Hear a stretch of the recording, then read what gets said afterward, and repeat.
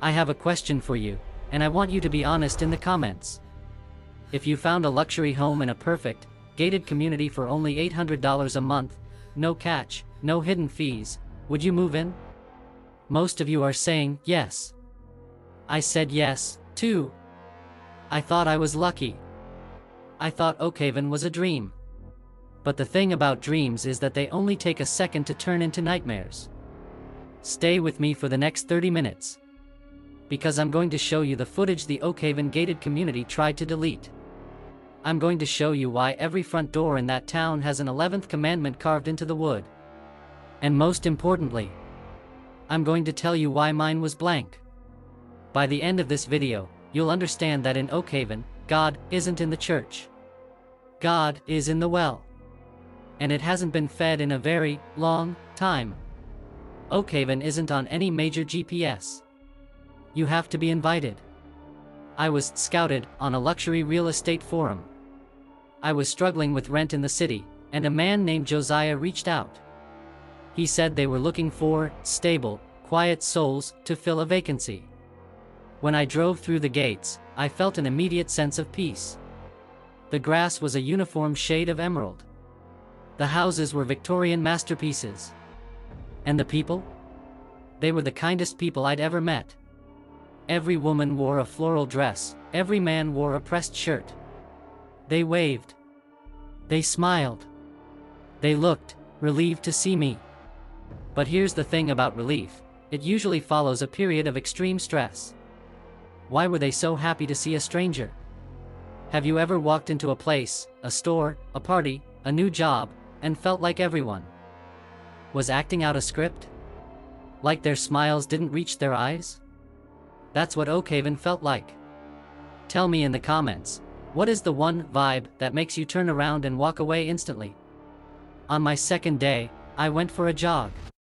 That's when I noticed the doors. The neighborhood is built on the 10 Commandments. There's a statue of Moses in the square. But on the front door of every house, there is a hand-carved 11th commandment. I stopped at house 104. The carving said, "Thou shalt not whistle." I stopped at house 112.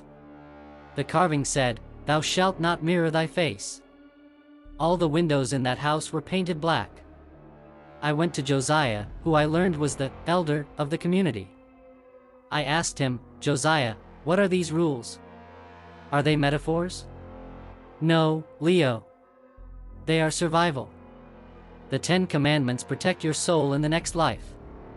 The 11th commandment protects your body in this one. This land, it has specific requirements for our safety." He looked at my door, my smooth, blank, uncarved door, and his smile faltered. Just for a second. "Don't worry, Leo. Your rule will come. The land is just getting to know your scent. In Oakhaven, the sun is the enemy." At 7:55 p.m., a bell tolls in the center of town. It's not a church bell. It's heavy.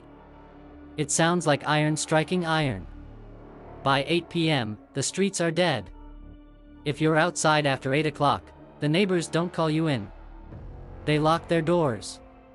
I watched from my upstairs window as a stray dog, a beautiful golden retriever, wandered onto the street at 8:05 p.m. I saw my neighbor, Mrs. Gable, watching from her porch. Her 11th commandment was, "Thou shalt not touch the earth." She had built wooden walkways over her entire yard. She watched that dog. She was crying. But she wouldn't step off her porch to save it. Something came out of the woods. It wasn't a wolf. It was tall, too tall. It looked like a tree that had learned how to walk on spindly, jointed limbs. It didn't bark. It didn't bite. It just absorbed the dog. 1 second the retriever was there, and the next, it was being pulled into the darkness of the tall creature's trunk. Mrs. Gable just closed her eyes and whispered, "God is fed. God is good." If you saw something like that, would you believe it was a demon, or would you try to find a scientific explanation? I struggled with this for days. I told myself it was a hallucination. What would you tell yourself to keep from going insane? I couldn't leave. I tried. The gate at the front of Oakhaven? It's not just locked. It's welded shut at night. And during the day, the guards told me my car had a mechanical failure that they were fixing. I decided to investigate the center of the town, the well. Every morning at 6 a.m., the townspeople line up. They don't bring buckets for water. They bring offerings. Raw meat. Pieces of hair. Old baby teeth. I snuck out at 2 a.m. with a crowbar. I managed to pry open a small gap in the iron grate of the well. I expected to smell rot. I expected to smell water. It smelled like my mother's perfume. And fresh rain. And my favorite childhood meal. It smelled like everything I ever loved. I felt an overwhelming urge to jump in. To just let go. I shined my light down. It didn't hit water. It hit skin. The well is a throat, guys. A massive, pulsing, biological throat that goes miles into the earth. The town of Oakhaven isn't built on land. It's built on top of a thing. And the 11th commandments? Those are just the things the creature finds distasteful. It doesn't like people who whistle. It doesn't like people who walk on grass. It likes people who are quiet. People who are obedient. And it hasn't had a fresh, blank soul in 15 years. I woke up yesterday morning and finally, my door wasn't blank anymore. There were no words. There was just a carving of a human heart with a dagger through it. And my name, Elio. I went to Josiah. I was screaming. I was done with the polite act. I asked him, why is my name on the door? Why am I the only one without a rule? Josiah looked at me with genuine pity. He said, Leo, we all have rules so we can live here. But for the rules to work, the land requires a tithe. Every 15 years, a guest is invited. A guest with no rules. Because a guest with no rules is the only thing the well can truly taste. It's harvest night. The neighbors aren't hiding tonight. They are all in the street. They are wearing white robes. They are carrying candles. They are standing in a circle around my house. I'm looking through the curtains right now. They aren't angry. They're praying for me. They think my death is a holy service to keep their perfect lives going for another 15 years. This is the part where I need your help. I have a gun, and I have a canister of gasoline.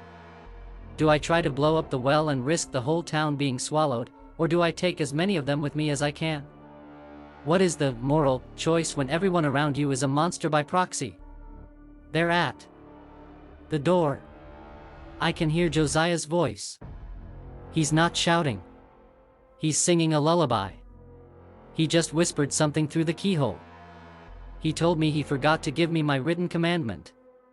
He said it's a special one, just for me. My 11th commandment is, thou shalt not scream. Because if I scream while the well takes me, it will get a taste for fear. And if it gets a taste for fear, it will start eating the children of Oakhaven next. I'm not going to be a tithe. I'm going to be a poison. Ready or not, here I come. If you're still here, you survived Oakhaven. But the well is still hungry.